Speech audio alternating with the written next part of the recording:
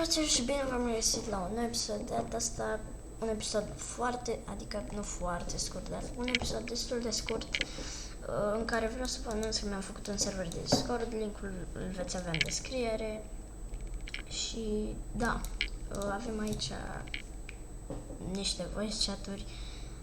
Încă nu știu totul, adică o să mai schimb niște chestii, dar pe măsură, adică voi încerca cât de mult posibil să fac acest server mult mai bun, dar na, până la urmă, adică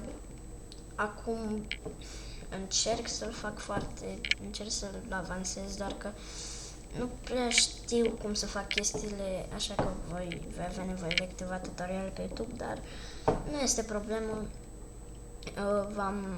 Am deschis videoclipul ăsta pentru că vreau să vă pun un link în descriere, să intrați pe acest server de Discord și da, ce să mai zic, intrați pe server, așteptăm, nu așteptăm, ce vreau să zic,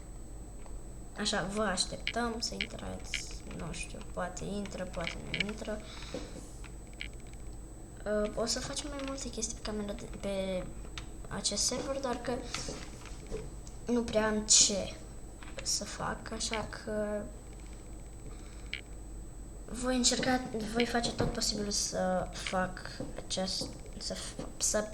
să avansez serverul ăsta, așa că o să vă las un link în descriere. Deci, sper că v-a plăcut, dacă v-a plăcut, nu uitați să dați un like și noi ne auzim data viitoare. Pa, pa!